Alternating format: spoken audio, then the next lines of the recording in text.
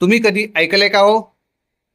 आधी कर्ज काढायचं, ते लोकांमध्ये वाटून टाकायचं आणि नंतर घरात खायला अन्नाचा दाना नाही म्हणून डोकं खाजवायचं.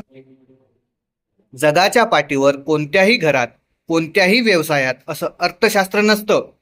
पण माझ्या पुरोगामी महाराष्ट्रात सध्या नेमकं हेच सुरू आहे. आधी वाटायचं आणि नंतर मोजायचं. सरकारने आपल्याला अशा वळणावर आणून ठेवले की जेथे तरुणांना रोजगाराऐवजी आणि शेतकऱ्यांना हक्काच्या हमी भावाऐवजी केवळ मोफतच्या योजनेच्या रांगेत उभं केलं जाते. हा छत्रपती शिवाजी महाराजांचा, शाहू फुले आंबेडकरांचा स्वाभिमानी महाराष्ट्र आहे. या महाराष्ट्राला लाचार बनवायचं, या महाराष्ट्राला भिकेला लावायचं महापाप या राजकारण्यांनी केलंय. 2024चं वर्ष आठवा. लोकसभा निवडणुकीचे निकाल लागतात काय, राजकीय पक्षांच्या पायाखालची जमीन सरकते काय, आणि अचानक जुलै 2024 मध्ये सरकारला या राज्यातील लाडक्या बहिणींची आठवण होते. एका रात्रीत GR निघतो, एका रात्रीत घोषणा होते, मुख्यमंत्री माझी लाडकी बहीण योजना. कोणतंही नियोजन नाही, कोणताही डेटाबेस तयार नाही, कोणतीही आधीपूर्व तयारी नाही. इतर राज्याच्या तिजोरीतून तब्बल 46,000 कोटी रुपये वाटायचे होते. पण सरकारने कोणतीही कठोर छाननी न करता निवडणुका जाहीर व्हायच्या आधी, आचारसंहिता लागायच्या आधी महिलांच्या खात्यात पैसे जमा व्हावेत म्हणून प्रशासनावर दबाव आणला. घाईघाईने 2,46,00,000 महिलांना यात समाविष्ट केलं गेलं. का? कारण हेतू महिला भगिनींचं सक्षमीकरण हा नव्हता, तर हेतू होता नोव्हेंबर 2024च्या निवडणुकीत तुमची मतं विकत घेणं. आता निवडणुका संपली, सरकार स्थापन झालं, खुर्च्या मिळाल्या, खेळ फत्ते झाला. आता काय? आता अचानक सरकारला जाग आली. KYCच्या नावाखाली, आधार लिंकच्या नावाखाली जवळपास 80 लाख महिलांना यादीतून एका झटक्यात बाद केलं गेलं. जी कडक छाननी तुम्ही आज 2024 मध्ये करताय, ती छाननी जुलै 2024ला योजना सुरू करताना का केली गेली नाही? जर हे 80 लाख अर्ज आज अपात्र ठरत आहेत, तर मग निवडणुकीच्या आधी त्यांच्या खात्यात गेलेले 288 कोटी रुपये कोणाच्या बापाचे होते? 288 कोटी रुपये अपात्र लोकांच्या खात्यात गेले. सिस्टीममध्ये घोटाळे झाले. 14,000 पुरुषांनी महिलांच्या नावाने पैसे लाटले. हे सगळं माहिती असूनही सरकारने डोळे झाकले. कारण त्यांना फक्त आणि फक्त स्वतःची सत्ता दिसत होती. ही कल्याणकारी योजना नव्हती, हे निवडणुकीचं अर्थकारण होतं. आणि या आर्थिक गुन्ह्यात राज्याची तिजोरी ओरबाडली गेली आहे.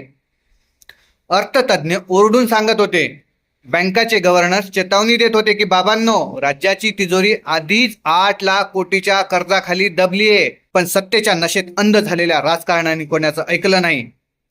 निवडणुका जिंकायच्या होत्या म्हणून वार्षिक 40,000 कोटीची तरतूद कागदावर केली गेली. पण आता निवडणुकीचा धुरळा शांत झालाय आणि आता हळूच चोर पावलांनी सरकारने नवीन अर्थसंकल्पात या योजनेच्या बजेटला थेट 26% कात्री लावली. जो आकडा 40,000 कोटीवर होता तो थेट 26,500 कोटीवर आणला. का केली ही कपात? कारण कळून चुकले की कर्ज काढून दरमहा हजारो कोटी रुपये वाटणं राज्याला परवडणार नाही. तिजोरीचा तळ दिसू लागलाय. स्वतःची खुर्ची वाचवण्यासाठी अख्ख्या राज्याला वेठी धरण्याचं हे पाप नाही तर काय आहे? तुम्हाला दिलं जाते 1,500 रुपये आणि दुसरीकडे पेट्रोल डिझेलवरचे कर वाढवून, GSTचे दर वाढवून, महागाई गगनाला भिडून तुमच्याच खिशातून दरमहा 3,000 रुपये काढून घेतले जातात.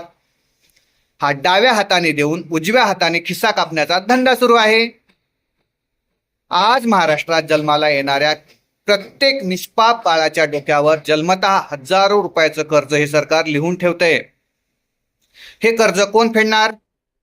तुम्ही, तुमची मुलं आणि तुमच्या येणाऱ्या पिढ्या. केवळ एका निवडणुकीच्या विजयासाठी पुढच्या 20 वर्षाचा महाराष्ट्र कर्जाच्या खाईत लोटायचा हा कुठला न्याय? जर एखादं राज्य आपल्या एकूण महसुलाच्या 20% पेक्षा जास्त हिस्सा फक्त जुन्या कर्जाचं व्याज भरण्यात घालवत असेल, तर त्या राज्यात नवीन उद्योग कसे येणार? तरुणांना रोजगार कसा मिळणार? आर्थिक शिस्त आणि नियोजन धाब्यावर बसून चाललेला हा कारभार म्हणजे महाराष्ट्राच्या भविष्याची आर्थिक हत्या आहे. आणि दुर्दैव बघा, हा पैसा उभा करण्यासाठी सरकारने फक्त कर्जच काढलं नाही, तर तुमच्या मुलाच्या शिक्षणाचा आणि उपेक्षित समाजाच्या हक्काचा निधी सुद्धा चोरलाय. सरकारने आदिवासी विकास विभाग, सामाजिक न्याय विभाग आणि मागासवर्गीय कल्याण विभागाच्या हक्काच्या पैशावर दिवसा ढवळ्या दरोडा टाकलाय. निवडणुकीच्या घाईत लाडकी बहीण योजनेसाठी हजारो कोटींची गरज होती. तिजोरीत खडखडाट होता. मग सरकारने काय शक्कल लढवली?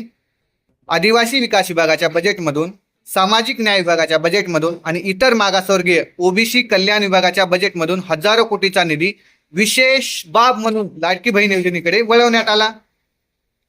जो पैसा पालघर, मेळघाट आणि गडचिरोलीतील कुपोषित आदिवासी बालकांच्या दुधासाठी आणि पोषणासाठी होता, तो पैसा तुम्ही निवडणुकीच्या फंडात कसा काय वापरू शकता?